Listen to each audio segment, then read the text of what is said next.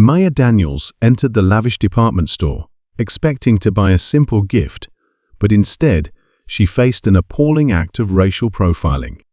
A security officer, assuming the worst, publicly accused her of suspicious behavior, unaware that she was not only a self-made millionaire, but also a key investor in the store. What began as an attempt to humiliate her turned into a moment of reckoning when Maya revealed her identity, silencing the room and exposing deep-rooted prejudice. Her powerful response didn't just defend her dignity, it sparked a nationwide conversation about racism, judgment, and the courage to stand up against injustice. What happened next transformed her humiliation into a beacon of hope and change for countless others. The upscale department store was bustling with activity. Wealthy patrons wandered through its lavish aisles, picking out designer goods, as attendants offered polite smiles and assistance. Among them was Maya Daniels, a poised and elegant black woman who moved with quiet confidence.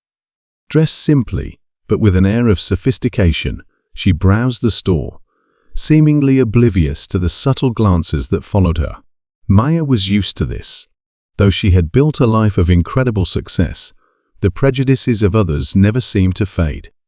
Today, however, she was focused on finding the perfect gift for a young woman she had recently mentored, a young girl from an underserved community who had just received a full college scholarship. Maya's heart swelled with pride at the thought, and she wanted to commemorate the moment with something special. As she moved through the jewelry section, her attention was drawn to a sparkling bracelet in a glass case. She gestured for assistance, her tone warm and polite. But as the attendant turned to help her, a security officer appeared. "Ma'am," he said curtly, stepping in front of her, "I'm going to need to see your bag." The room fell silent. Shoppers paused mid-conversation, their eyes darting toward the scene. Maya's heart sank, though her face remained calm. "Excuse me?" she asked, her voice measured. "We've had a report of suspicious activity," the officer continued, his tone unapologetically condescending. "I need to check your belongings." Maya could feel the weight of the stares pressing down on her. She could sense the judgment in the room, the silent assumptions being made about her character. Her chest tightened, but she drew a steady breath. "I believe you're mistaken," she said firmly. "I haven't done anything wrong." The officer, unyielding, motioned toward a nearby desk. "If you don't comply, I'll have no choice but to escort you out." The humiliation was palpable. Maya considered walking away, but she knew this moment was bigger than her. If she gave in, she would be perpetuating the cycle of silent acceptance. And so, with quiet dignity, she followed him. The whispers around her grew louder as they reached the desk. The officer began rummaging through her bag without permission, pulling out items as though searching for something incriminating. Maya stood motionless, her expression calm but resolute. Then came the moment of revelation. As the officer pulled out a sleek leather wallet, Maya calmly reached over, opened it, and handed him an ID card. "Perhaps this will clarify things," she said evenly. The officer's eyes scanned the card, and his expression froze.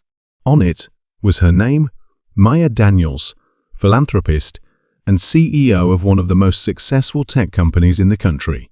Beneath it, a title that seemed to mock him: Key Investor, Marshall and Company Department Stores. The air in the room shifted instantly. The onlookers, who moments ago had watched in silent judgment, now murmured in astonishment. I'm sorry, Miss Daniels," the officer stammered, his face flushed with embarrassment. Maya didn't respond immediately. She let the silence linger, forcing everyone in the room to sit with the weight of their assumptions. Then, with a calm and steady voice, she said, "It's not me you should be apologizing to. It's every person you've ever treated this way because of the color of their skin." The officer's head lowered in shame, but Maya wasn't done. She turned to address the growing crowd. "This isn't just about me," she said, her voice carrying a quiet strength. "This is about a system that teaches us to judge people based on appearances. Today, it's me. Tomorrow, It's someone else who might not have the resources or platform to defend themselves. The room was silent, the weight of her words sinking in. Maya reached into her bag once more, pulling out a small stack of cards. She handed one to the officer and placed others on the counter for anyone to take. "This," she said, holding up a card, "is the name of my foundation. We work to combat systemic racism and support marginalized communities. I suggest you educate yourself and reflect on how your actions contribute to the problem." With that, she picked up her bag and turned to leave. The crowd parted for her, the whispers now replaced by an uneasy silence. That evening, the incident went viral. A bystander had recorded the entire encounter and shared it online, captioning the video, "Philanthropist exposes racist security guard in powerful confrontation." The clip quickly garnered millions of views, sparking outrage and conversation across the country. Maya, however, remained focused on her work. She used the platform created by the incident to shed light on the deeper issues of racial profiling and systemic injustice. She gave interviews, spoke at conferences, and shared her own journey from a girl who grew up in poverty to a self-made millionaire who had never forgotten her roots. Her foundation saw a surge in donations and volunteers, enabling them to expand their programs. They launched new initiatives to provide scholarships, mentorship opportunities, and legal aid for those affected by discrimination. As for the department store, they issued a public apology and announced mandatory bias training for all employees. Maya didn't stop there. She worked with the company's leadership to ensure the training was effective and ongoing, turning a moment of humiliation into a catalyst for lasting change. Months later, Maya found herself back in the same store, this time as an honored guest. The company had invited her to cut the ribbon on a new community outreach center they had funded in partnership with her foundation. As she stood before the crowd, she couldn't help but reflect on the journey that had brought her here.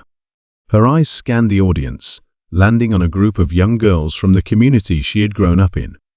She saw in their faces the same hope and determination that had driven her to succeed against all odds. Maya stepped up to the microphone, her voice steady as she began to speak. "This isn't just my story," she said, her eyes sweeping the crowd. "It's the story of every person who has ever been underestimated, every person who has been judged unfairly. But it's also a story of change. Change begins when we refuse to accept the status quo and stand up for what's right."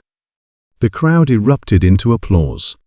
Maya knew there was still so much work to be done, but moments like this reminded her why she had started in the first place.